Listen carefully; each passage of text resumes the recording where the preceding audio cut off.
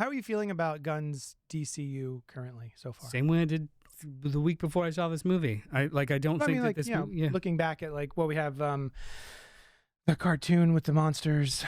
We have variety. Yeah. I'm down. I think he's mostly concerned with his Superman story, which I'm totally fine with. Mm-hmm. No, I mean, I want more. People were going to die. Yeah, I'm enjoying But it's coming out slowly. Yeah. I think the real test...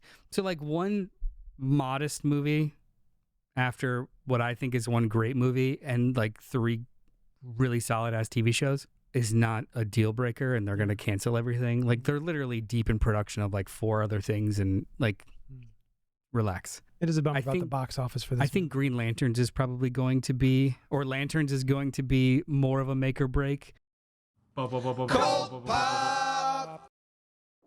Oh, hey, what's up to our sidekicks and henchfolk out there in the mother-loving Geek Nation?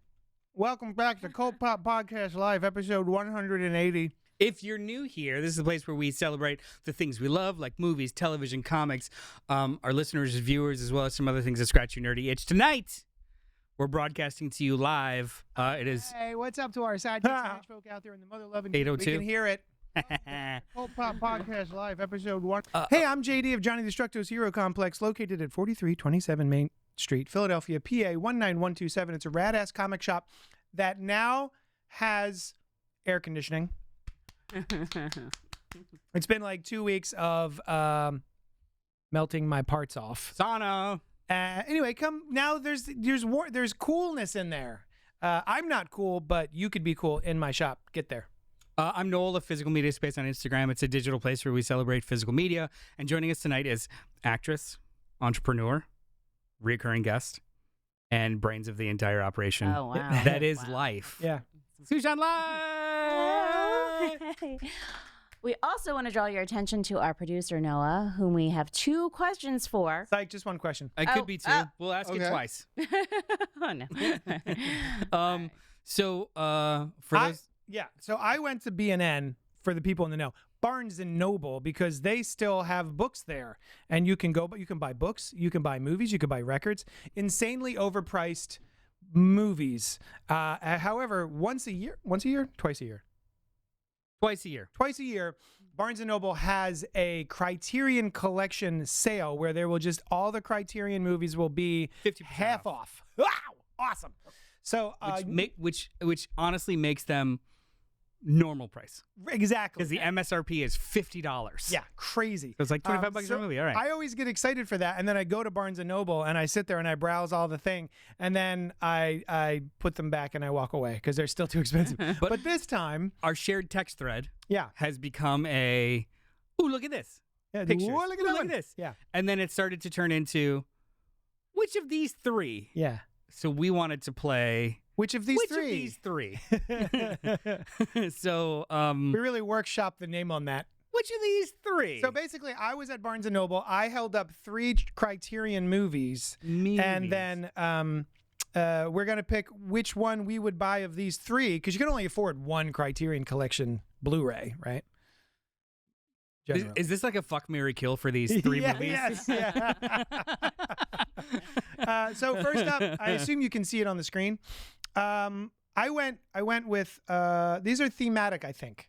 So Anora and Bound, starring Gina Gershon, and Eyes Wide Shut, and by Jennifer Kubrick. Tilly. And Tilly, the Tills. What's the theme in your head? Sexy. Sexy Sexy. or sex? Both. Yeah, you know what? 'Cause that's true. Eyes Wide That's Shut, true. not sexy. Yeah. Just intercourse. In this film, people get it in. Yeah. You don't like that one? I didn't like that. So yeah, between It these takes a lot to have that reaction from him. between these 3 sex movies, Anora, Bound, and Eyes Wide Shut, what would you buy? Well, Noah's got to go first. Oh, Noah, it's your question. I would go Eyes Wide Shut. Why? I just love the atmosphere. Oh. I really do. It's It's like a stinky orgy atmosphere. well, No, no, it's not stinky. They're all like- incredibly affluent. the weird walking around New York on a fake set at night, and you're like looking at neon lights and kind of depressed. I actually think Eyes Wide Shut isn't like what's the big crazy thing rich people are doing, having normal sex. Like we're so past that as a society. It's quaint. Yeah, right.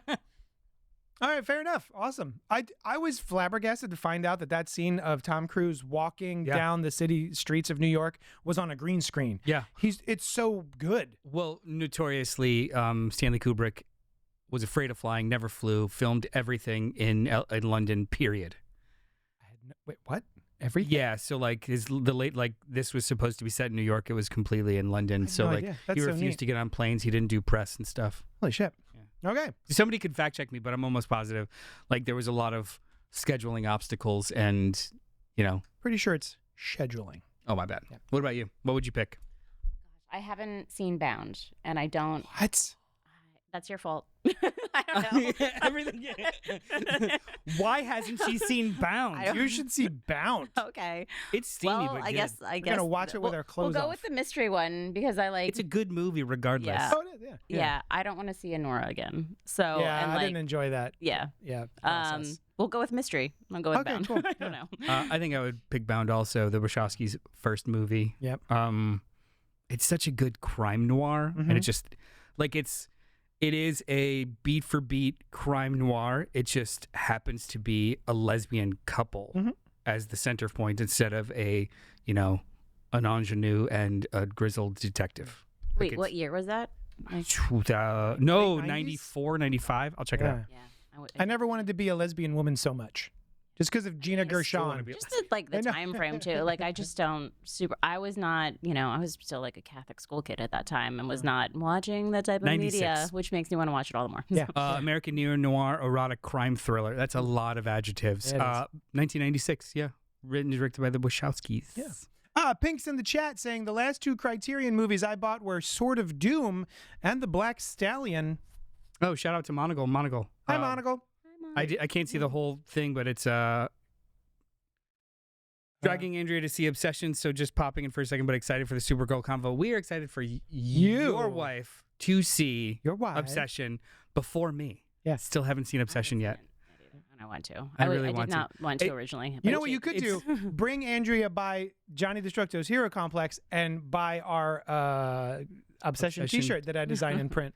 It's digital now, so half of my feed is people Finding it? No, they're spoiling it. Oh, so it's like I need to watch it. F now. off.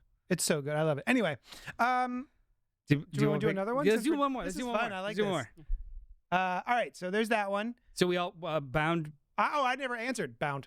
wins. I have no interest in ever seeing Eyes Wide Shut or Anora again. Ever. Eyes Wide Shut. I want to revisit. Actually, it was good when I saw it in Which one? film school. Eyes Wide Shut. Eyes Wide I Shut. have not seen Anora. Yeah. I don't want to. I don't want to poop in your pudding, but it wasn't for me. And let's I was not trying to say think of poop in the- your I pudding. was trying to think of the I other mean, yuck your phrase. yum. Yuck your What are yum. you up to? Yeah, because poop and pudding, yucky Yeah. together, worse. This is a Here we go. Cronenberg and Lynch. This feels thematic. Yeah. Videodrome, Blue Velvet, and Eraserhead. I would go for Blue Velvet. Ooh, I would go for Videodrome. I've never seen Blue Velvet. I'm going to go Videodrome. Should I see Blue Velvet? You know what? I saw it so long ago, but I saw it before I ever saw Twin Peaks. Mm-hmm. So maybe I'll like it now because You got your in. I'm okay with esoteric nonsense. Yeah. What about you? I'm gonna pass. Have you not seen any of them? Like screw this. Well, I'm surprised you haven't seen Wait, Eraserhead. if obviously. you had these covers in front of you, though, it's Yeah. just like, Just by the oh shit, covers. which one? I'm going to say Probably Blue Velvet, yeah. Yeah, Blue Velvet. It's Because pretty it looks cool. fuzzy. Mysterious. All right, cool. We got one last one. Let's do it real quick. All right. Train Spotting, Jackie Chan double feature of Police Story 1 and Police Story 2, and then No Country for Old Men. This one was not thematic. The theme was JD saw these three movies and couldn't make a decision because I wanted all three of them, but I couldn't afford it. So I went with one. What would you pick? I'm gonna go. Okay. I own two of the three of these, Mhm. and my selection is going to be based solely on presentation. Mhm. It's Jackie Chan Police Story 1 and 2. What did I say? Oh, no, I thought you were correcting me. Go ahead. No. Train Spotting is one of the best movies I've ever seen, but the packaging is this weird thin folio case that's flimsy as shit. Mm. I have that, and I purchase the steelbook separately to put the movies in because that is the worst fucking packaging of any you had movie texted ever. me that, and I was like, "What is he talking about? These are just the posters of the movie. I think this No. is fine packaging." You It's meant like literally the physicality it's of it. literally a folder with Yeah. like slots inside and then a book that doesn't like go back in. It's like a record see. gatefold. It's I like it. awful. Okay. And when you put it on the shelf, it's taller and wider than everything else on the shelf. All of the other movies, I hate it. Interesting. I want it to die. But the Jackie Chan set is great. But look at that illustration of Jackie. It's so good. Mm-hmm. And the bright yellow and the black. Excellent cover. Yeah, would you go with? I would go with Police Story. Great, because I did. I know. I own it. And we're gonna watch I Police just Story like 1 it's and 2. so infinitely rewatchable. I love train. I do love Train Spotting though too. Mm. And I Even the sequel. The sequel's pretty good. Yeah, Makes I me feel enjoyed, old. No Country for Old Men too, but like I don't find it as rewatchable. I Like was gonna it's so say, it's well done. There but are it's like, scenes from that movie that anytime I see it on TikTok or Instagram, I will just sit there and watch the whole scene. No Country for Old Men is one of those movies that's absolutely brilliant, but it's ruined by just watching it once. Because the whole point of that movie is not what you're watching for 95% of the movie. Mm-hmm. And then when you get that realization, it's not like a twist, but when that realization comes, it's like, Well, that wasn't the main character at all. I never actually have to, like, you got me. This is Yeah. wonderful. I don't think I need to revisit this or examine it. It literally was that, it's like that black and white. Yeah. And I'm like, okay, cool. All right. Well, thanks for playing that game with us. Get in the chat or email us at cultpopgo@gmail.com. Let us know which of these movies you would pick. I have not participated in, Oh, I've gosh. been a good boy and I've not participated in the sale yet. Let's go through some of this chat. I'm excited. I'm hyped up. Oh wait, sound. Oh God, what's happening? Poop in your pudding. Sam says poop in your pudding. Pink says, I haven't seen Obsession, but I kind of have to really be motivated to watch soul gross movies nowadays. Yeah. Never saw Eyes Wide Shut or Nora for the same reasons. Nora was okay, way overhyped, says The Fourth Wall Live. Pink says, Videodrome. That's Sam, my friend. your sound isn't super loud, guys. Just a heads up. Have my volume all the way up. Checked it on laptop and mobile, Noah.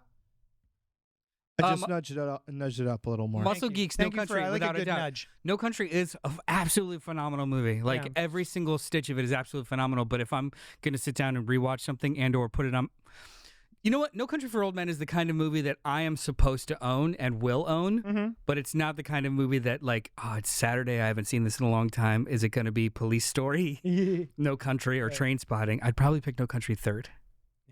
Yeah, no, agreed. Yeah, but it's like Schindler's List. Absolutely phenomenal. Yeah. Schindler's List, Saving Private Ryan. I need to own these, and they need to be a part of my. But I don't enjoy revisiting them. Yeah, we had this conversation last week Yeah. with Bird Eater. which one? Bird Eater. Yeah. Oh, yes, Bird Eater and Requiem for a Dream. Yeah. Dancer in the Dark. Movies that I own in my collection, but I'm never like, ooh, it's time to put it on. Do you have any of those? Like, oh, No. this is important, but I would still like my I don't know, my moodiness. I will still always watch Dancer in the Dark. Like I know. I just like okay, I'll have all the dark feels. go it's away, fine. JD. I'm watching Dancer in the Dark. Right. I need a minute. We've got one of those octopuses that's like a happy octopus and a sad octupus. It's Dancer And in the I know Dark if or it's- not? yeah. It's Dancer in the the Dark DVD or is Jackie standing Chan. up or down. That's it. That's all there is. But for years, I used to watch Fight Club every year, and I haven't done it in a while. It's now. been kind of ruined by dipshits who just like willfully misinterpret that film. Yep. It's But I like, love it. the late 90s are back now. So, like, I think people have finally come back around to understanding what it's about Hopefully. because we had a whole generation of people thinking it's cool Yeah. That without Tyler's the good without guy. Yeah. subtext. And now without context or as context. And now subtextually it's back. I wonder for like the current. There's so much talk about disassociating, Mhm. and I'm just like, when there's you want to talk about that? That's Yeah, a different there you go. conversation. But like, here Literally. we go. Yeah. Yes. Pink says, having said that, I can quote Blue Velvet front to back. I don't recommend it for non-Lynch people. I think so far, Pink, I am a non-Lynchian. I've only watched an episode and a half of Twin Peaks, maybe 3 episodes. And I keep like forcing my way through it slowly, but I'm not like, oh, I got to get back on that train. The trick with Twin Peaks, Alice needs to finish it. She needs to finish it. The trick with Twin Peaks with me was watching it with someone else. I tried watching it I asked her and she was like, nah. Well, I had I'm a good. creepy guy who wrote it for me, so like That happens a lot. So I'm just like, I don't want to like. Yeah, there's so many quotes were thrown at me that I didn't know what they were, and it was all creepy, and I just. Ew. Like, eh. But I would watch it with you. would If be you great, could great. creepify it for me. Yeah, like I We'd tried. probably be giggling. Yeah, okay. Yeah. Film film student Noel wanted to try and watch it, just didn't jive, Mhm. and then like 20 years later, Sam and I were like, let's just give this a shot. It was something communal about the weird together Yeah. that was a little bit more palpable. Nice. And then by the time you get to the middle of the first season, which is a short season, I think it's only like 12 episodes or something, because it was a mid-season premiere. You're just in it. And then the second season dulls about halfway through, but then comes back. It's good. Okay. It's good. We never finished our intro, but that's all right. Hey, tonight we're going to discuss and review the past week's biggest release and second film in the DCU, Supergirl. That's not all. We're also going to gossip about what we've been doing, what we've enjoyed, some recs, catch up, as friends are wont to do. And a reminder, if you're here live, feel free to comment, like, subscribe, and hit the bell icon. If you're watching this later, do that stuff also. We love a little back and forth, so pipe up in the chat. And also, I love how much chatting is already this is the first time I've been here where it's like it's instant and it's like everybody's engaged. Hi, that's so awesome. I know these people, but I don't care. Keep going. Oh. No, I mean the chat. Oh. Sam says, I think it helped that we watched it in the fall into winter where it was a steady mood in the air. Yeah, no, that's actually true. Not a summer sit. No. Twin Peaks Okay. at all. You can also send the show emails. CultPopGo@gmail.com because we got letters. We have letters. Oh, we We've have got lots and lots and lots and lots of letters. Hey, Cult Popper, says Alice. I'm not familiar. I am devastated to be missing the podcast. Also, devastated that I haven't seen Supergirl yet, but happy to report that I have finally started watching Widow's Bay. I am only 2 episodes in and loving it. Mwah! The quirky offbeat humor mixed with spooky stories on a mysterious island with secrets is so much fun. What more could a girl want? Matthew Rhys is fantastic and gives a wonderful performance as the small town mayor who will stop at nothing to save his little island. To have his little island be the next Martha's Vineyard, even when all things supernatural stare him in the face. And now, a spooky question for you, Cult Poppers. Would you stay on a supposedly haunted island in a haunted hotel or inn? Would the alleged haunting be an attraction for you, or would it deter you? I think you all know my answer. Smiley face. Okay, bye. Love you all. For 100%, I would go to Spooky Island. Yeah. Would you come with me to I would Spooky have Island? my little witch kit with me of like all the protective everything, but I would Just a fanny pack with like some sage, some yeah, some stones. crystals, yes, some just like little binding things. I need a small. and, I need some salt, enough to make a circle, but not so much that it like loads it. Yeah. But other than that, sure. Yeah, absolutely. Spooky Island. Yeah. Probably not. Yeah. Wait, are we talking about like a day trip? Sure. I think a no. week? I think there's Fuck at least no. one night overnight, Why? but because that's the spooky part. Well, okay. So in the context of the show, it's actually It's all- spooky. yeah. I'm like, no. I say. Like it's like submitting yourself to the ocean and Jaws. Like, no. Yeah. I'm out. Yeah. We're the Fair, ones that are fair. supposed to be smarter than everyone behind the screen. Yeah. Making and the dumb you're decisions. actively not doing that. Mhm. I don't Stop think I would go to sleep. I think I would just, I'm not gonna wait for weird dreams. I'm just like, I'm prepped for whatever.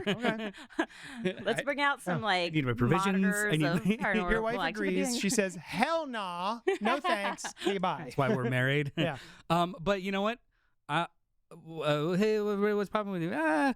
My what's popping is one of them is I finished Widow's Bay. Oh, wonderful. Hey, Noel, what was popping for you this week? Was it Widow's Bay? Yeah, I finished 2 shows this week. What? Oh Wow. And one was Widow's Bay. Sam and I finished it. My wife, Sam. Put it up on the board. My wife. My wife. It's great. Yeah. Cool. Yeah. I mean, Alice described it. How far have you guys gotten? It's hard to say without spoiling it. We're no longer with the founder. Okay. So there's like 2 episodes left. And also, you know what? I don't know if it is much of a spoiler. What I like about this show, and I didn't expect going in, is that it is a Freak of the Week show. It becomes that, yeah. Right, Yeah. and which I kind of find really charming and nostalgic at this point. So the one that we just watched was sort of a Freak of the Week that involves like a slasher movie. That was like my favorite episode of this season. Yeah. So Patricia. this and the Patricia episode, the witchy one, Yeah, absolutely fantastic. But I love this show. We love this show. Yeah. The finale wasn't a whimper so much as okay, I gotcha. Like next season, great. Oh, okay. There's 2 ways that this could go. One, I'm very excited about. One, I don't have faith that any creative team won't just suck the life out of it and it become meandering. So I'm very excited to see where it goes because the structure for the show is Freak of the Week. It can become something that crazy where they play with tons of other genres. Mm-hmm. I hope that that's the direction they go in, but there's also some plot things that they reveal that it could become much more formulaic. Okay. So it's like it really like when you guys see the finale, you'll see there's definitely a fork in the road of like this is going to be the more interesting show, I think. Mm-hmm. But they could totally lean on this plot point Yeah. way too long. Gotcha. Please don't do that. Okay. So I'm very excited for season 2. It's a strange little show that I wasn't expecting, and it is quite fun. Yeah. It's not, they describe it as a horror comedy, and I definitely don't think it's as comedy as the trailer led me to believe, but it is pretty charming. I don't know. It's not like a guffaw, It totally is towards the end. Yeah, is it? Okay. There's a couple of like genealogy episodes. Like it's the side characters that like who's the woman that's always smoking, like the clerk in the office. Mm-hmm. Her for the entirety of the Patricia episode. Gold. Mm-hmm. Like I had concerns, but I didn't want to say anything. Yeah. Like why did you tell me? When they cut to her and she got the genuine funny. Yeah. But it's like it's the funny in the way that like Shaun of the Dead is, where it's not a comedy because the jokes are amongst the people in the bad situation. They're not doing bits. I'm doing bits. In a comedy for the joke. Yes. Right. Yeah, it's interactions. Another comedy that I watched this past week. Sure. It's labeled as a comedy for all the award shows. Is The Bear, season 5. The final season finally dropped last week. Yeah, it's over. What? Oh, What? whoa. I had no idea. Season 5, the finale. It's over. It dropped. How many episodes just dropped? 8 episodes. What the fuck? What? No idea. Yeah. Go on, continue. Okay. As someone who loved season 1 and 2, thought 3 was fine, and then thought 4 was a meandering, belly-gazing mess. Yeah. I was very satisfied with the finale. Oh, great. Wish it would have came 2 years earlier. Did you did you watch the one shot that came out? It was more of the same of the shit that I was bored of. Yeah, I was disappointed by that. This was like I think this is a show that overstayed its welcome. Yeah. And especially felt that way too because like seasons 3 and 4 were super right? Well, basically like should have like they were very what's the term in where they decompressed. Thank you. They were wildly decompressed. So it was like very short periods of time, but then 7 episodes of that short period of time. And I'm going to be honest with you, season 5 does the same fucking thing. 95% of this season is one night in the restaurant. Really? Which works. Oh. Whereas in previous seasons, because it actually goes through a whole like roller coaster of emotions instead of just fucking yelling. Yeah. For 8 hours. Mm-hmm. Okay. Like I feel like emotionally they kept hitting the same beats over and over and over and over again. And I know that that's the nature of the problems that a lot of these characters have, but narratively it became exhausting more than it did become revelatory. Yeah. And I was just a little tired of it.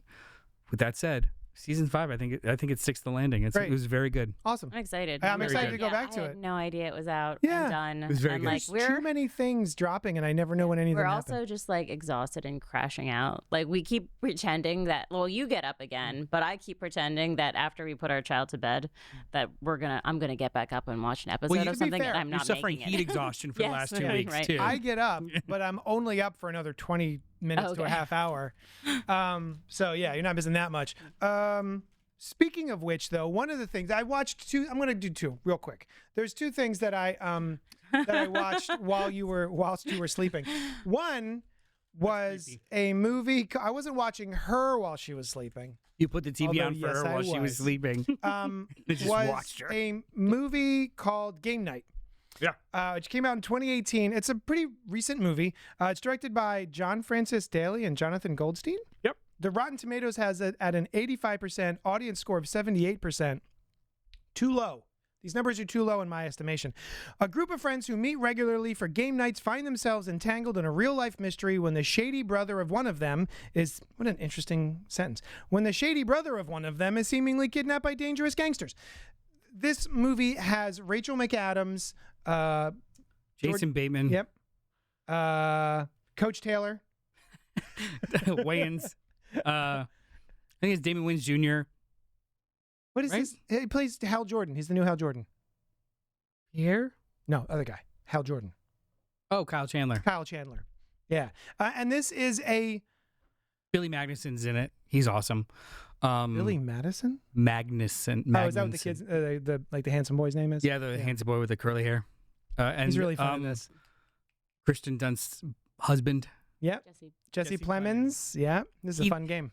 He doesn't He's- have his own identity. Who cares? also great. Kristen Dunst's husband. Oh, and then what's her name from Bad Sisters? Put on his own. From Bad Sisters. No, it doesn't who I matter. love. Okay. She huh? Bad Sisters? Yes. What is Horgan? Yeah. Yes. Sharon Horgan. Yep. Anyway, that's a long road to get here, but holy shit, if you haven't seen Game Night and you like a good action comedy, Oh, he died. oh, I rewound that part. Oh, yes. Oh no, he died. I rewound that part twice because I was cracking up, and her delivery is so fantastic. This movie is so much better directed than it has any right to ever have been. There are so many great shots. There's so many great setups. There is a oneer that runs through the middle of this movie where the entire cast and crew seemingly are running through this mansion playing keep away with a Fabergé egg, and it is a nonstop up and down, left, right, backwards. It's crazy. I don't know how many takes they had to do to do This that, movie goes hard. and they do the thing which I really like in certain horror movies, like gosh, with the dolls. My favorite all-time horror movie. Hereditary, where I don't know if it's a camera or what, but there is a shot that purposely looks like it's a dollhouse. And then you zoom in slowly, and then you find out, oh, this is an actual set with humans in it. Do you know what I'm talking about? They do that here in Game Night to make the characters look like pieces on a game board. That's right. And I don't know what that technique is or how they achieve it, but it's so effective and it works really well here. They use it several times, but it's a baller comedy, man. It's really funny. The action's really well put together, and it's a slam dunk. I love this movie. I was more so the second time. Yeah. I remember enjoying it the first time, and I think I was so swept up in everything that I wasn't actually like locked in and paying attention to what the camera was doing. This movie's an A+. So good. And these guys went on to do Dungeons and Dragons. That's why it's so good. Honor Among Thieves. There was another one. They were gonna do Spider-Man. Oh, which one? Homecoming. They still have story credit on it. Oh. And then they're developing a Star Trek. Okay. Why not? Yeah, I mean they could do anything they want because it's like tonally it's perfect, but then also like you said, direction and action are on point, like really, really creative. So yeah, whatever they want to do. Fantastic. Another movie that I watched while you were sleeping, Eden Lake, was a movie I'd never heard of. It came out in 2008. It's got Kelly Riley and Michael Fassbender. A nursery teacher, Jenny, and her boyfriend, Steve, escape for a romantic weekend away. Steve, planning to propose, has found an idyllic setting, a remote lake, blah, blah, blah. And then what's that? 2008? 2008. It's their weekend is shattered by an aggressive group of kids. Rowdiness quickly turns to rage as the teens terrorize them, and a weekend outing becomes a battle for survival. Directed by James Watkins. This is the guy that did the remake of Speak No Evil and is doing Clayfakes. I'm glad you said Speak No Evil because boy does it have the same vibes. I had no idea. So what I enjoy, it's 2008. Spoilers for Eden Lake. I don't know how else to talk about this movie and my feelings on it without spoiling this movie for you. However, it is a nihilistic gut punch of a movie akin to, have you seen it? No. Oh, akin to Speak No Evil. What I enjoy most about a horror or a thriller is, oh my God, these characters are being terrorized, but at the last second, someone rises to the task and they are able to get it done, right? Like a underdog, or like a good for her or a good for him kind of movie where just, they get revenge. This is not that movie. I kept waiting for the, oh my God, how are they going to get out of this? And it's a bummer. It's not a feel good sit. It's really well done. It's really well acted, especially by all these kids who are in it. It's all of these sort of British kids, and they're all really, really good. It's very tense. It's very thrilling. But then I found that once it was all said and done, it left a sour taste in my mouth, and I was just like, I went to bed feeling icky. That's such an interesting combination too, because my criteria for horror movies is I have to care about the characters, or I don't care at all. But then I also want them to win. Yeah, I was going to say, if you're not rewarded from that care, yeah. how does that paint the whole picture? That doesn't work out well. Did you get a chance to watch Bird Eater with you? No. I wonder what you would think with that. Yeah. I'll watch it at some point. I liked it the least of the three of us. Mm. So anyway, that's what was popping for me this week. I liked it. It was a wonderfully made movie that was so effective it made me feel bad. It made me feel uncomfortable because it was so good. Okay. That's what that sounds like. But that's It part kept of what I hitting and want. kept Like, hitting. I'm not the type of person who needs a happy ending in a story, but like, I don't want to be completely depressed either. I mean, but like, or I'll like see it the one time and then never watch it again. So- I was going to say, if I ever revisit Bird Eater, it'll be from like a clinical perspective of really interesting how they juxtapose this with this, not from a, I want to sit in these feelings again. Right, yeah. Ever. I have a slight PSA because you talking about like what you're watching horror things while I'm sleeping. When I was just for anybody who's out there, like Said that, Jim. They're Made married. it I sound don't know if lecherous. you guys- they're married. no. While I'm sleeping? No, I remember when I was pregnant, I like first trimester could not stay awake. And I would fall asleep on the sofa while JD was watching something, and it happened to be documentaries or docuseries about serial killers, and then I was having the worst and weirdest dreams. So don't do that. For anybody who's out there who's ever considering any of those things, don't. Gotcha. She's usually asleep up in bed. Now, Not on the couch, yeah. Yeah. Pink But I says, turn it up louder so she can hear it when she's sleeping. All right. JD's desire from horror movies hits like the speech John Goodman gives in Matinee about why people like being scared by movies. It's a great scene. I've never seen Matinee. Oh my goodness. It's all right. You know what? You're okay. I'm not gonna oversell it. Okay. It's a movie I didn't appreciate when it came out. Here's the speech. I know some of you have never been in the motion picture business before, but I want all of you to look at the faces out there. There's going to be room in their heads for one thought tonight. Don't let it be me. They know we can't hurt them, but they're still going to be scared half to death. And just when it gets worst, when they're sitting there and their hearts are like trapped animals out in the dark, we save them. And we say, hey, it's all right. Thank God. So like That's what I like about horror movies. Yeah. exactly what a perfect way to open a horror movie. Yeah, Matinee is a movie I didn't appreciate at the time. It was advertised as like the, monster-y and like fan of movies kind of movie. But it's really just kind of like a comedy of errors. Like trying to do this large matinee event in the 1950s at a movie theater that is kind of falling apart. Yeah. So like an event. And just things will go wrong or things will go right, and it's the movie that's happening around them trying to present a movie. Yeah. And I think Is it's it called actual comedy? Mant. Okay. I think the movie's called Mant or something, right? Like man ant, like giant ants. Mant. Yeah, That's great. I'll watch It's anything amazing, with but I'm John obsessed Goodman. with 50 sci-fi movies. It's my absolute favorite genre, really. That's awesome. There was a God. I shouldn't even bring this up, but there was a movie that came out. I want to say maybe 15 years ago, 20 years ago, and it is a spoof of 1950s sci-fi movies. And I wish I could remember what it's called. I'm going to look it up and get back to you. But it's so good. Give me details. I might be able to guess it. I just did.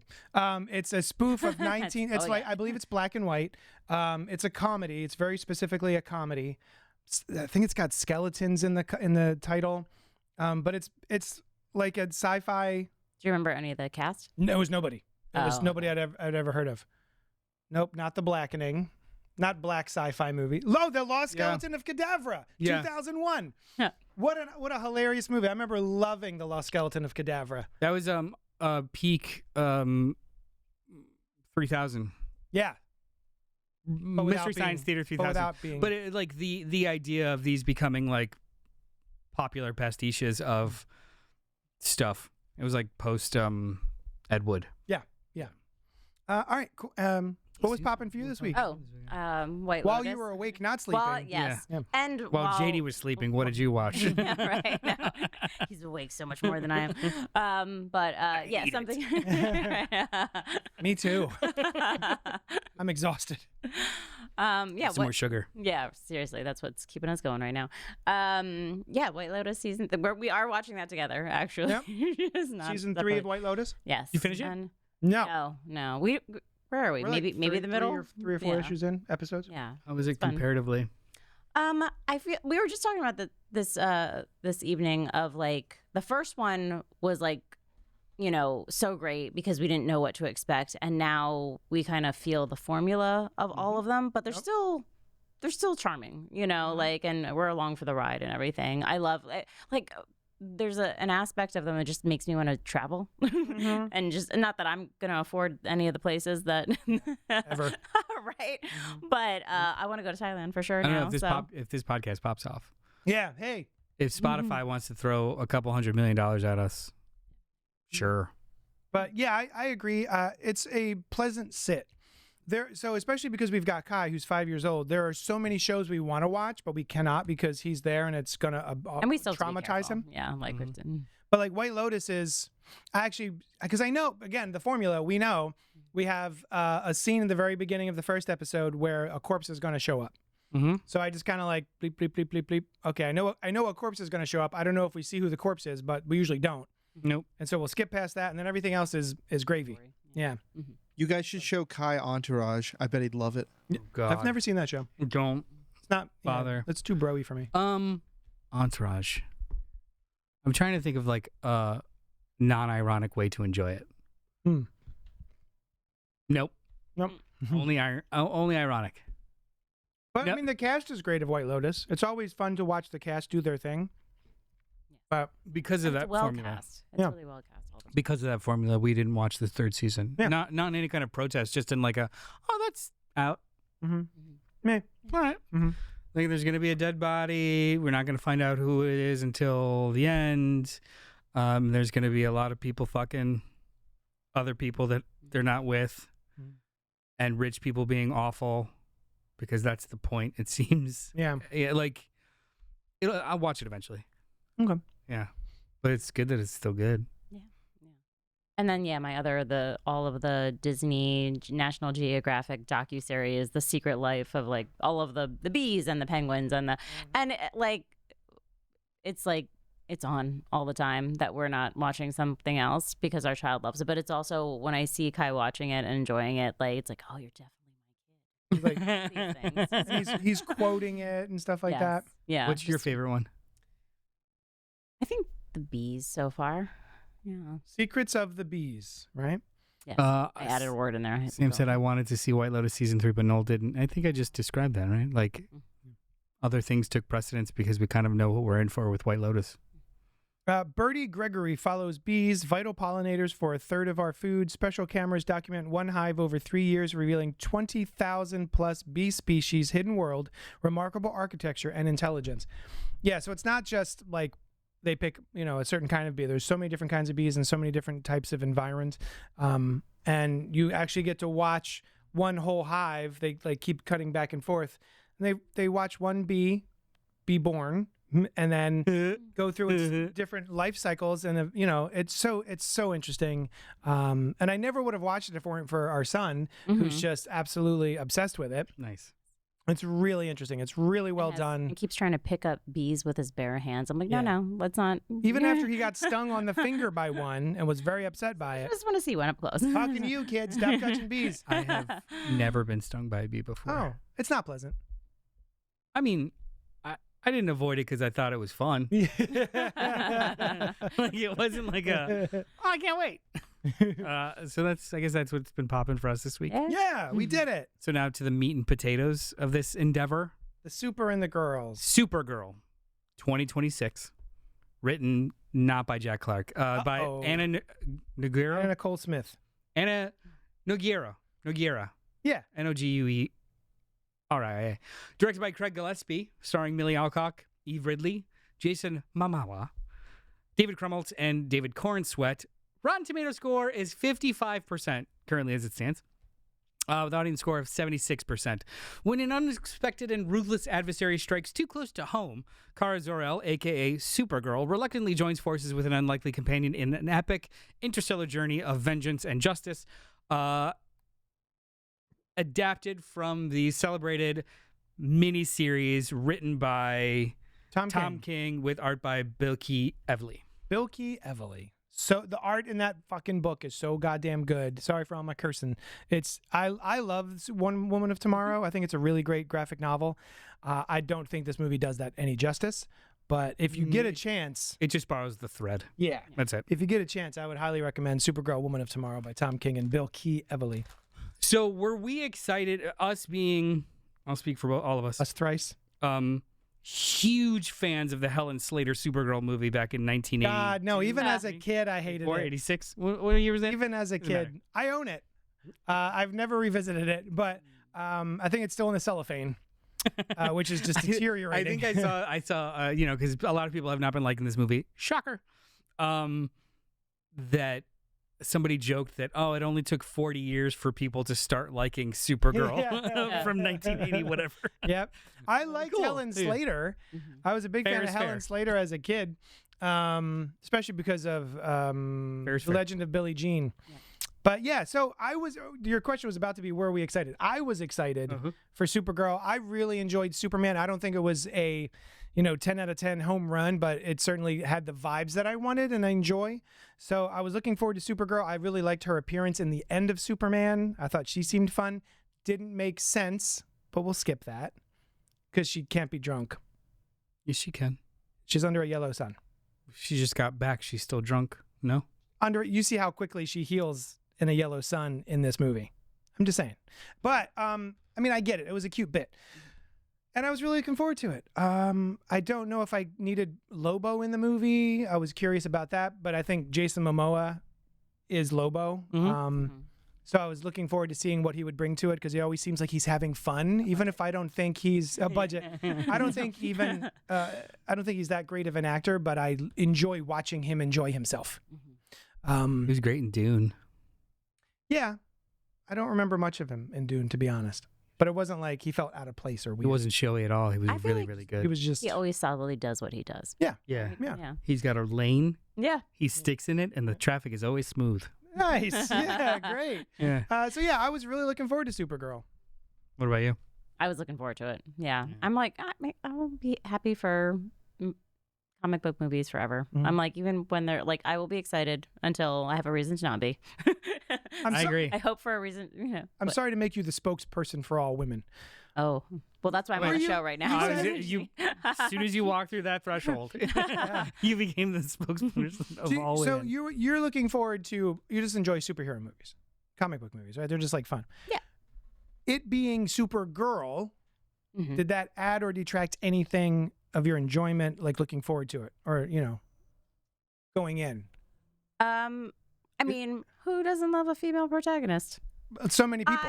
Well, as all the fake 1-star reviews for Supergirl. So, well, I know a few. Right. Yeah. Luckily, I don't. See, that's where I'm not on the internet. Yeah. Like, I'm not going to bother with the internet in that way. Yeah. I just don't participate, and then I don't have to care. Yeah. They did give a little nod to like why is she Supergirl? And I know from like the time difference and stuff like that, but I'm just like, As opposed to being a grown adult. You mean Superwoman? The title of it, yes, yeah. Just, but I know some of the history surrounding that, and and why they have an age difference once they're on Earth and stuff like that. But I'm like, she's not that much. She's still legally she's an not adult. a girl at all. She's like 23, right? Yeah. In my headcanon, especially these movies, it's because Clark is so fucking corny. Sure. It- Yeah. I like, mean, He names her Supergirl because he's corny. I'm Superman and you're Supergirl. It's the why we- because it was a couple years ago, and it's like a basically canon in these movies that those suits were made here. They're not Kryptonian at all. Mm-hmm. So like, he makes her a suit in his corny way, and like, see, super. He has the Superman has to robots be make it for her. a skirt. A skirt with shorts. Yeah, that's Culottes, man. Yeah. You gotta have bloomers, like cheerleaders in the Midwest. It Yeah, is I a buy very that, true. actually. Like, I buy that. I mean, I buy it That being- very I love his wholesome. Superman. Yes, he's so Golly. wholesome. Yes. Got to get back to the fray. What? Okay, you're adorable. Wait, so were you looking forward to this? Oh, absolutely. Yeah. I mean, even if it wasn't based on a comic that I truly loved, I was still just hyped for a superhero character movie that is not another Batman movie, or is not another Avengers movie, or is not another. Like, I was super hyped for Captain Marvel. I was super hyped for, and Still love that movie. I do too. I actually really like the Marvels too. I think. Yeah, I just had it on at the shop. Delightful. It's a great movie. Kai loves it. He's like, I the was- rating criteria is like, how much can your 5-year-old pay attention to a movie? And he gets pretty far with that one, so it's I mean, gotta be good. come on. So- With the cats at the end. Mm-hmm. Movie's great. Movie's literally Let made. them eat you. They're sounds weird. Let the cats eat you. And then the to memories, who's that for? Me. Like, what 12-year-old would necessarily get the reference that they're doing Sondheim jokes in the middle of space cats eating people? I mean, cool 12-year-olds. But I was always hyped for these, and I took my nephew to go see this, and afterwards we were talking about it. He really liked it, and I don't know. It's just, if I felt like if I was in his age bracket, I would love, like, this would have been my new favorite movie. Like, there are so many things that this just does simply that I think are really effective. So if I was a less jaded or judgmental person, I probably would be like, yeah, this is dope as hell. I'm in. I was very excited for it. Okay, cool. Yeah. So what do we think? I'm gonna say you are a more jaded. Oh, so Noel likes to read us his letterboxed reviews. Oh, I've been doing my best to try and track things this year, so I actually have reviews. Anyway, unless you guys want to go first. No, please go. Okay. Supergirl 2026. Watched June 27th. The best way to describe this film is solid. Supergirl is solid genre entry with no glaringly offensive deviations from the formula.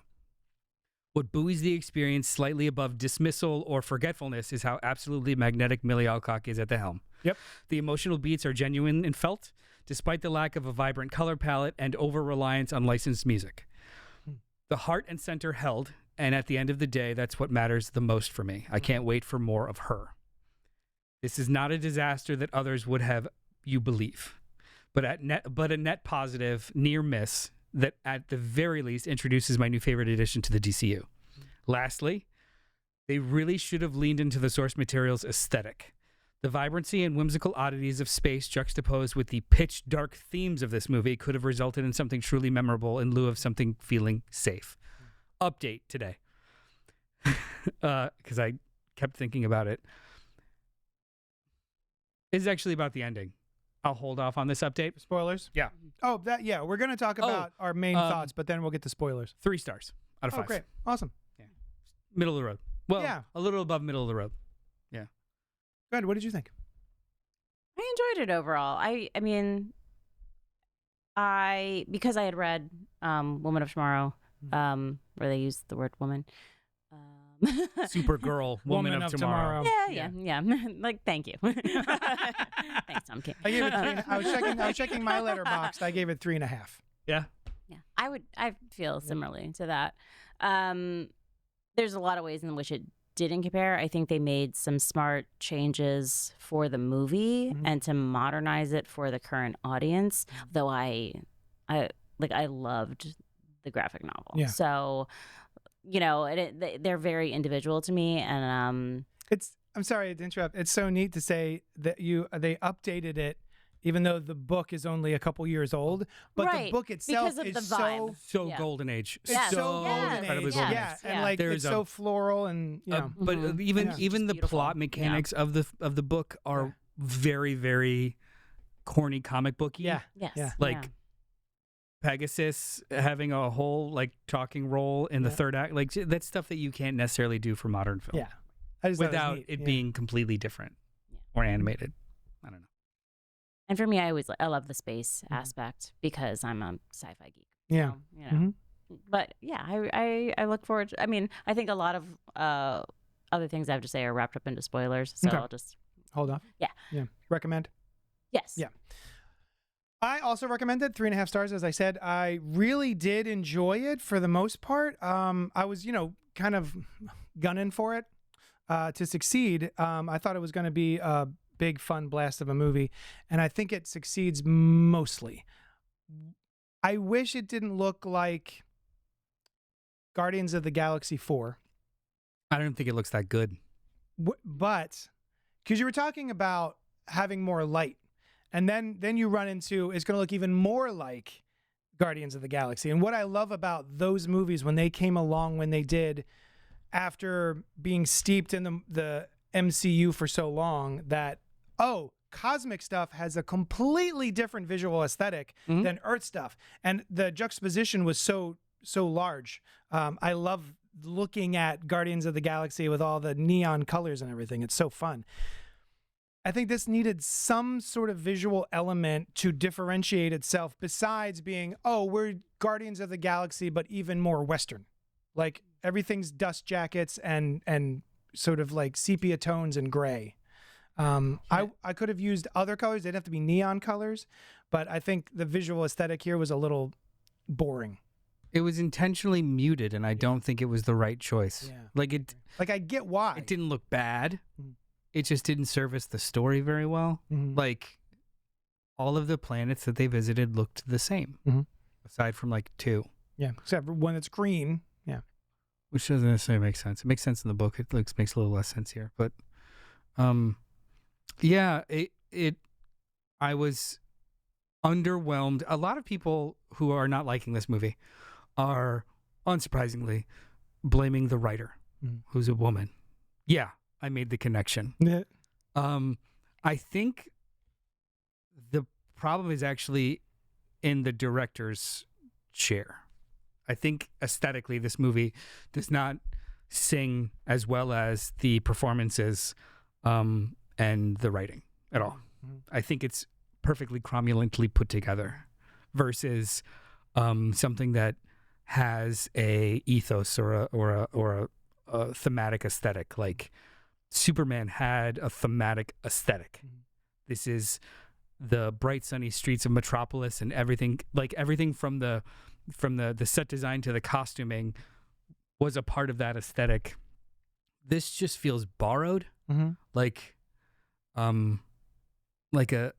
cover song of somebody else's aesthetic. It's not. It doesn't seem like it's his.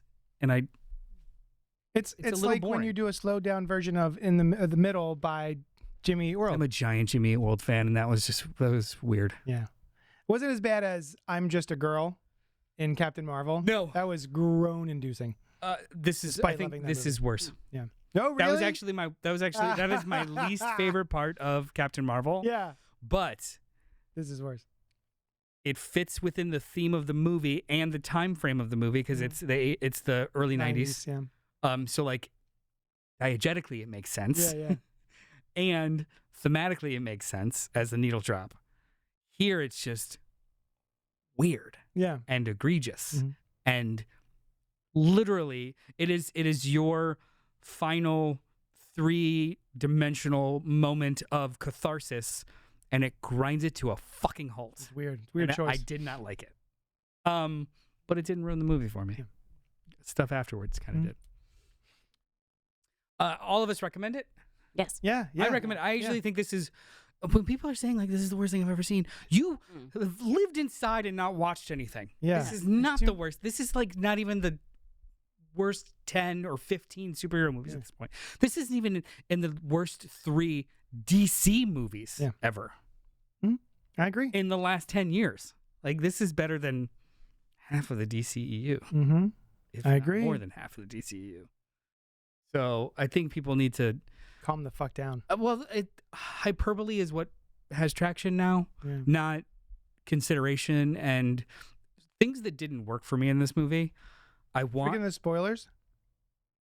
1 second. Okay. Things that didn't work for me in this movie, I want to understand why they didn't work and then kind of pinpoint it. Not, this fucking sucked. Yeah. Mm-hmm.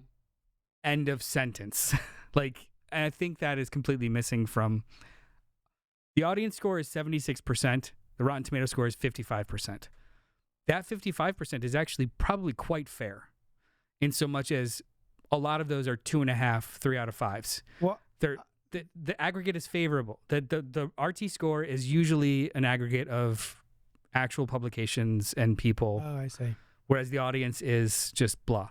Oh, so the ones the review bombing Is the audience is the scores. audience, which is still at 76 with all the review Yes. bombing. Holy shit! So half of those, a good portion of those 55%, this sounds like cope, but it's true if you actually read about how these are done. Half of that, a good chunk of that is people like me or like Matt who are like, there were things that I really enjoyed, but 1 or 2 choices were made where it kind of puts it in the 75th percentile as opposed to the 85th percentile. And that's counted as an unfavorable. It's a thumb up and down. This is a middling movie, and I don't think that that's bad.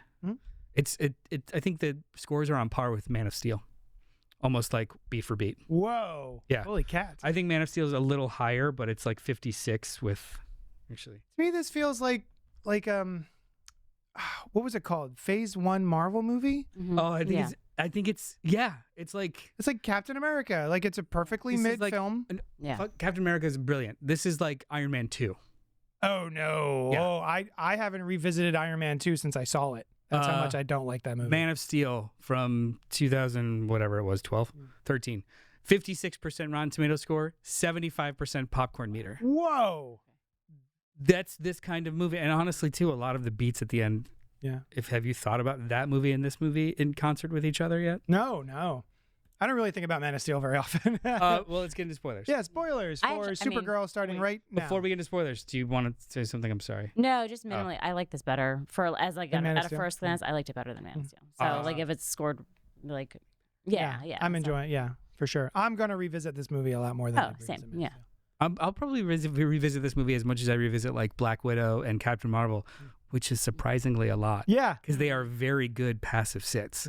Like pop that bitch on and like, oh, this is a cool part. I like this part. I actually it's really haven't funny. rewatched Black Widow. You should. It's delightful. But I do put on Captain Marvel and the Marvels at the shop a lot. Yep. Yeah, really fun movies. All right, spoilers. Oh yeah, my update. Update. Colon. From his Letterboxd, if you're just getting here.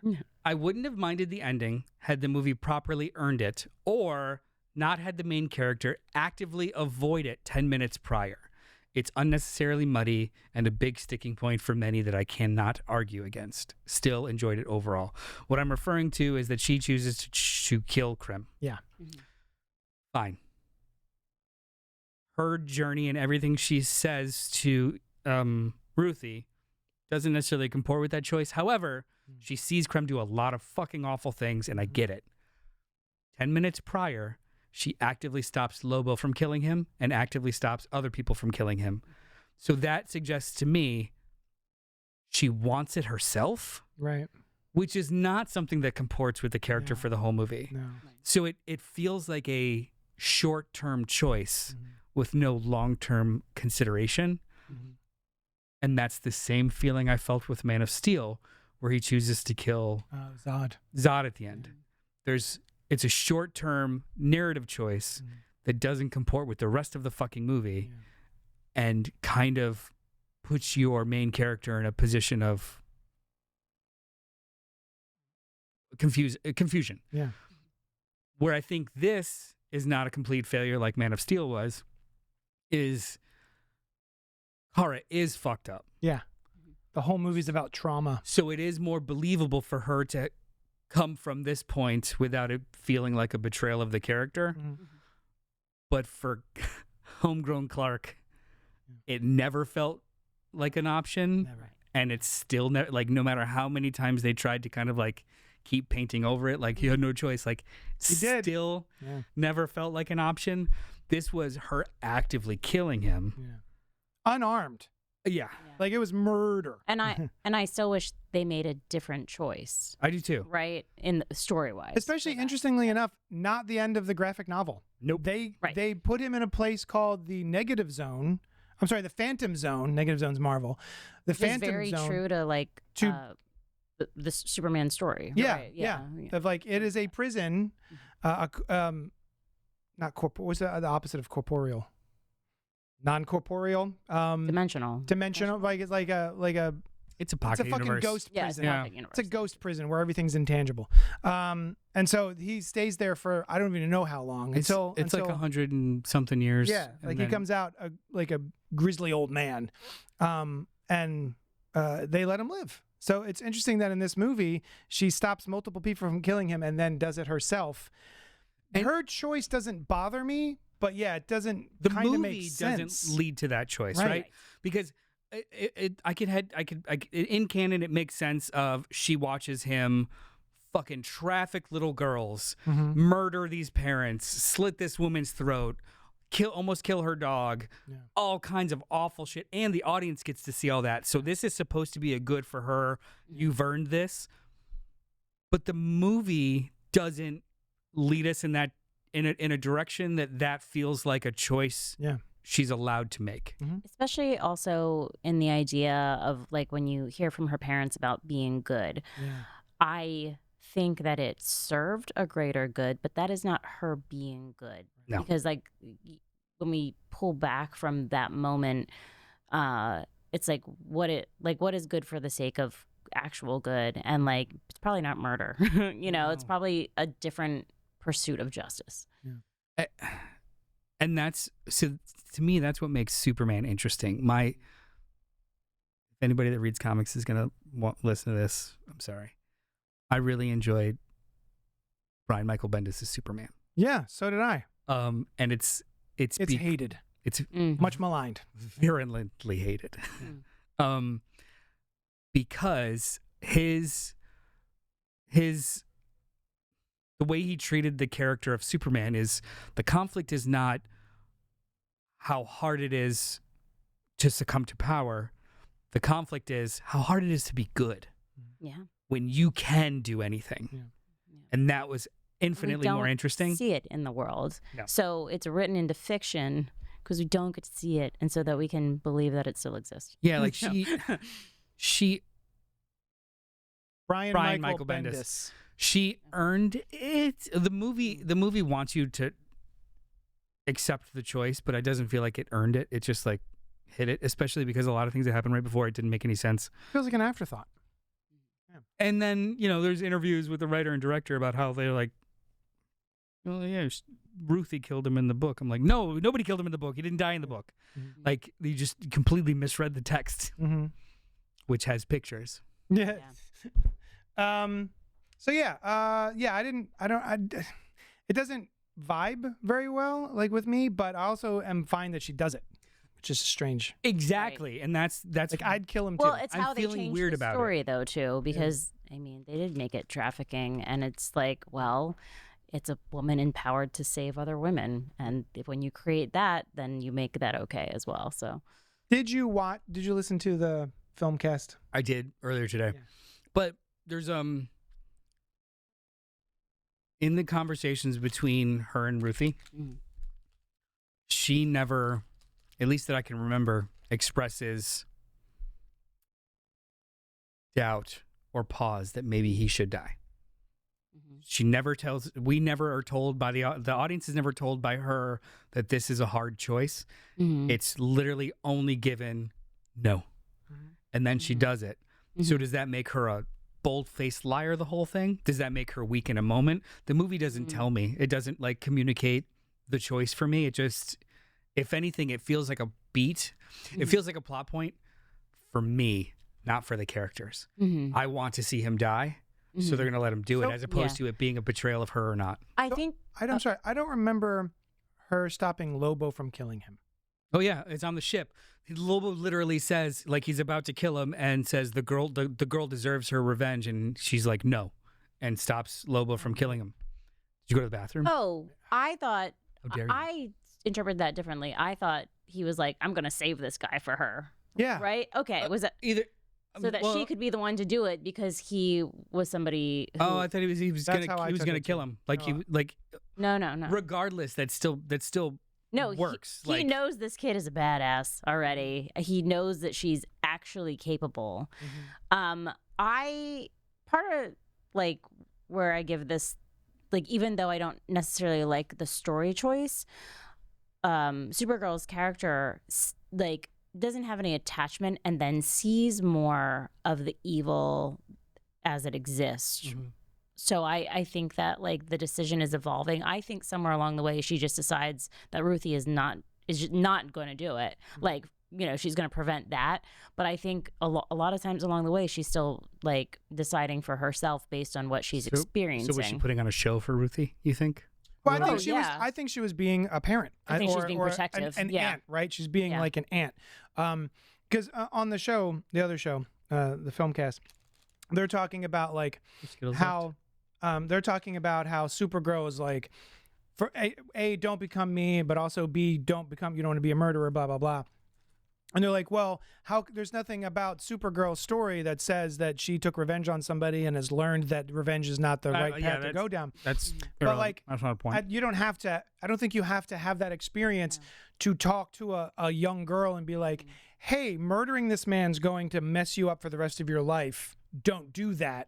And like revenge is broad, you know, like I think the true essence is depth of pain. Like it will not resolve, murdering him will not resolve the depth of pain. Right. Once I you've think lost to that degree. They were taking it in as a 1-for-1, and this movie never presents it as a 1-for-1. They were talking about as angry as her, as lost as her, not I've killed a man. Don't do it. I agree. Right. Like I agree. that take was just completely off. Yeah.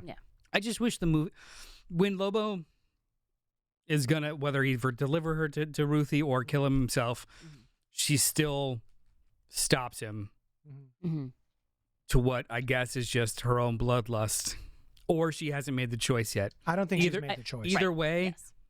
mildly sloppy, because she still doesn't even express confusion about the choice Yeah. for the entirety of the movie. You know, and she says it's about revenge, right? I think she even says something about My like dog, and that's for it's her. not. Yeah, like getting revenge isn't going to help you. But then she literally says this is revenge for the dog and for the girl. Like If those lines were, she's right, but I'm not going to let her do this, yeah. I would have been totally fine. Yes. Right. But it is supposed to be a rah-rah, Yeah. and that's not what the movie, Led you to. Right? or honestly, that's not what the audience deserves. yeah.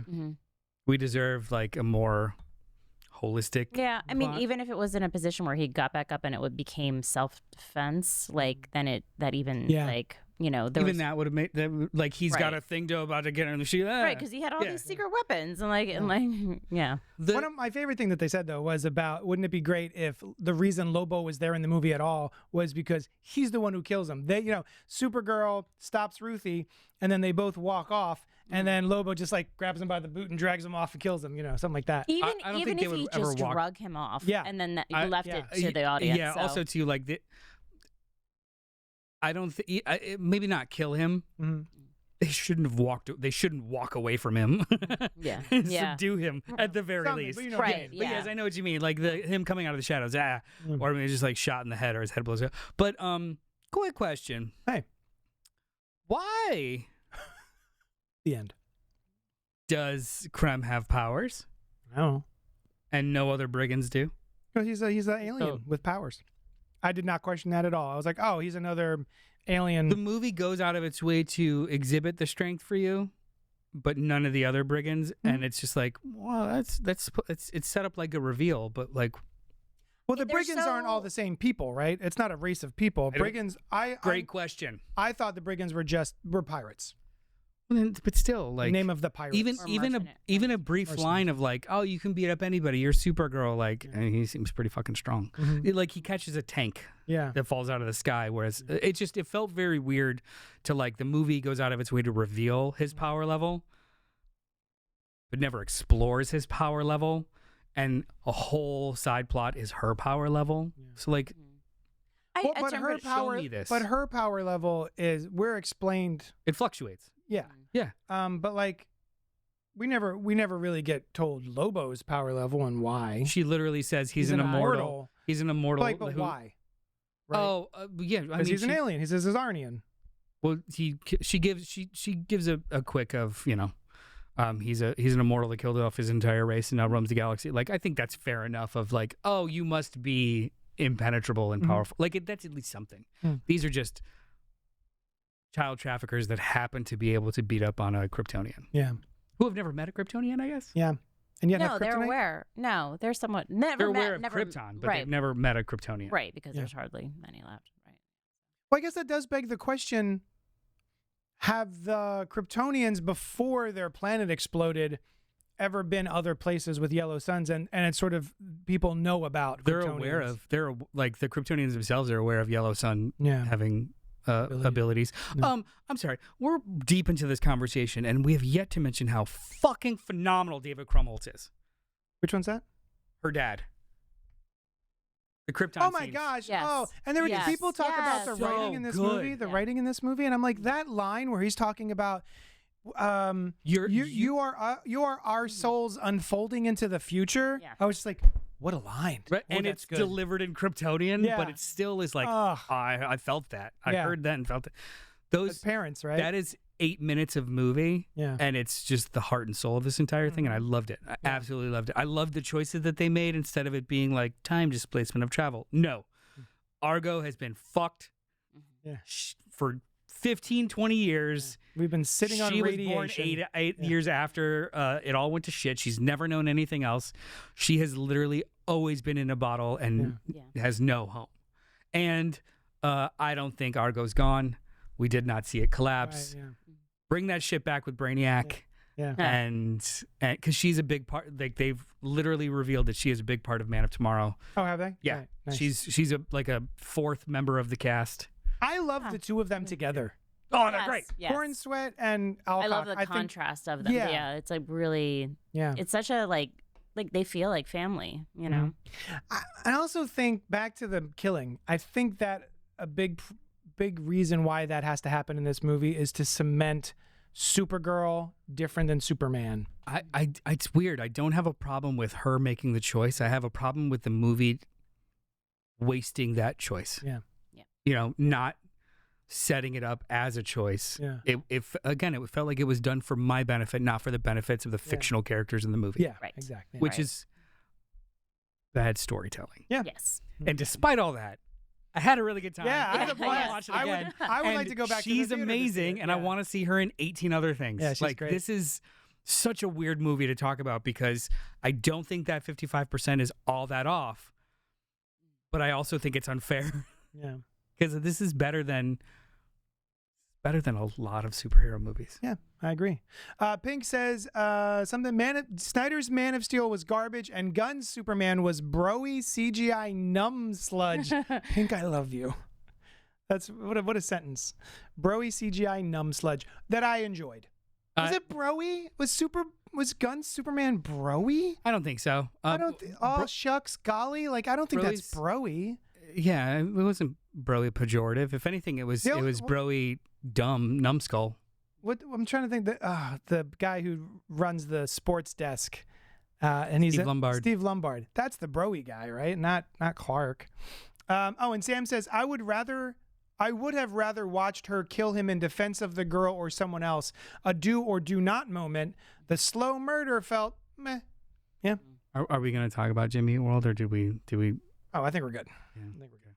Oh, hey, you know what? I would like to say before we sign off, if y'all out there are on the Superman tip recently because of the Superman movie or the Supergirl movie, I want to say it's called My Adventures with Superman on HBO.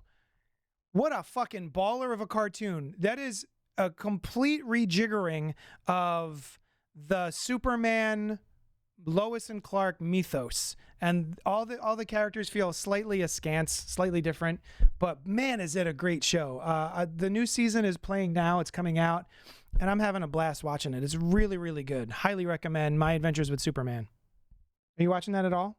I finished the second season. Okay, the new season is coming which is out. a very big deal for me with cartoons. Yeah, he always falls asleep. Anything else you want to say about Supergirl before we split? I want to see it again. The discourse is stupid, but it's a fun movie. Yeah, I like thinking back to what you said. I don't think knowing all that they know, though, like either of the female characters can just walk away from that guy without a consequence, some kind of consequence. I agree. Right? So yeah. And the thing about it too is like, if they should have known that as the ending, and then worked backwards from there. Yes. You know? Yeah. Oh, one. You know what, Pink? Props. Olsen exploiting a woman clearly in serious psychological distress and saving her in his phone under a body insult was it like Monster Toes or something? Yeah. Was a little broy to me. Yes. Okay. You are correct. Yes. So the broy character is broy. Yes. the characters who are supposed to be broy are broy. Yeah. What comes out this week? I like Jimmy Olsen in the My Adventures with Superman cartoon. He's much better. You're gonna love that he's getting his own TV show. Oh, is he? Olsen?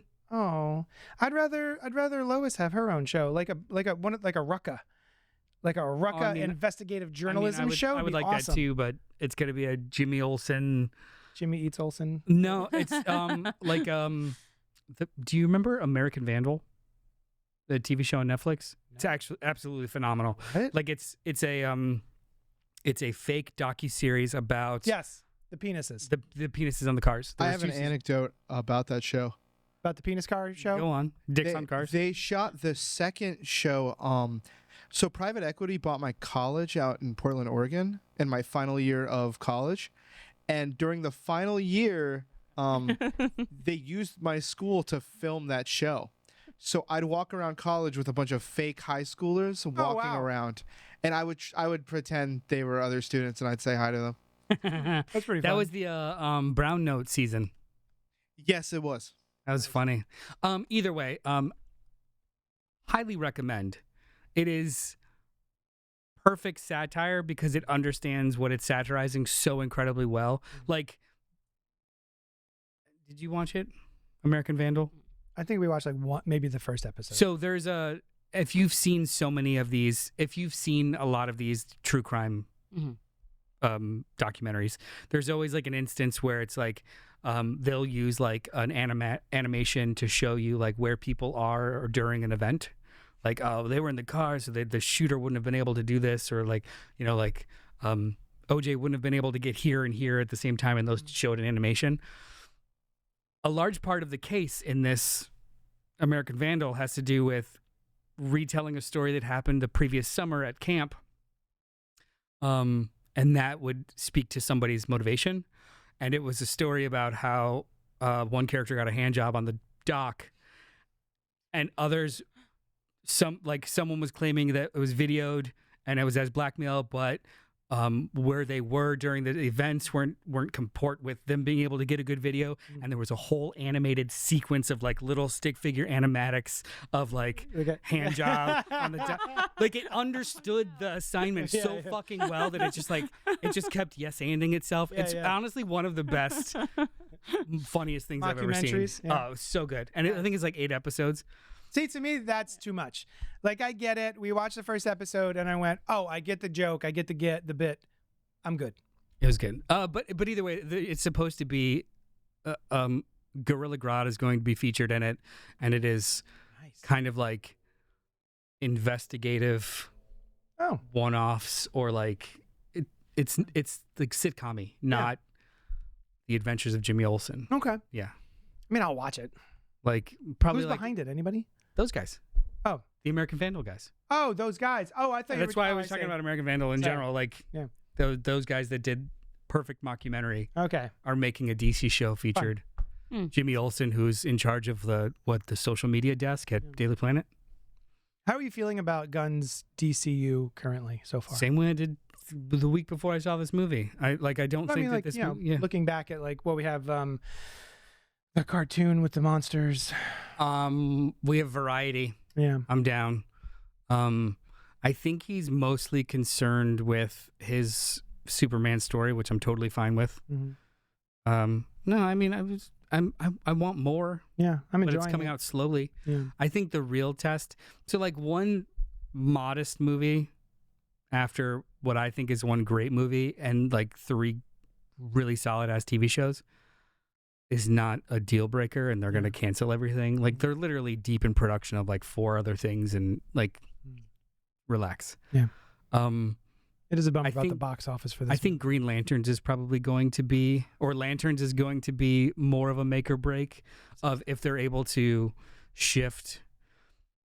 If I was going to say anything negative about Supergirl, I think that it doesn't successfully shift tone from the other Superman movie or characters in the Superman movie very well. This Lanterns movie is going to employ characters from Superman, completely aesthetically different, and then characters from this Lantern show are already announced to be featured in the next Superman movie.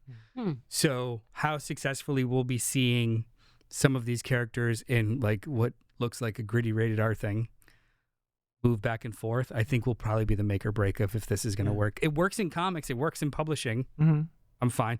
And I like Marvel's kind of doing it too. You know, they've got Punisher hanging out with Spider-Man. Yeah. We'll see how it works. Yeah. I think that's like the next phase of shared universe. Like, they don't all have to look and touch and feel the same, but they do exist in parallel with each other. Yeah. And I'm excited. I like that he's doing that with Creature Commandos and Peacemaker and Wow. I'm so sorry. Pink shocked me with I really liked Peacemaker, which kind of shocked me, she says. That feels kind of bro-y. But it's kind of post broy though. It knows it's broy, and Yeah, it's true. it doesn't The broiness is part of the bit, right? it's a feature of their flaws, Yes. not it doesn't celebrate the broiness. Yeah. But goddamn, Everyone is it hates broy. that guy because he's so Yeah. Gotcha. I love that show. I haven't watched season 2 because it's so insanely violent that we can't watch it with Kai. We have to watch it after we finish Widow's Bay. There we go. Yeah. All right, we did it. I want to go see Supergirl again. I'm definitely going to buy it on the 4K Blu-ray. I'm going to pick it up. I already pre-ordered it. Did you pre-order it? Nice. All right, thank you so much for hanging out with us. Email us at cultpopgo@gmail.com. Let us know what you thought of Supergirl or anything. Just tell us what you're thinking about. We want to hear what your thoughts are. Visit Noel on Instagram at physical_media_space. Awesome. And then you can find more Su-Shan here on the show eventually, maybe? Maybe. Yeah. All right, thanks so much for hanging out with us, and we'll talk at you If later. you're lucky. Did it. Bye. CultPOP.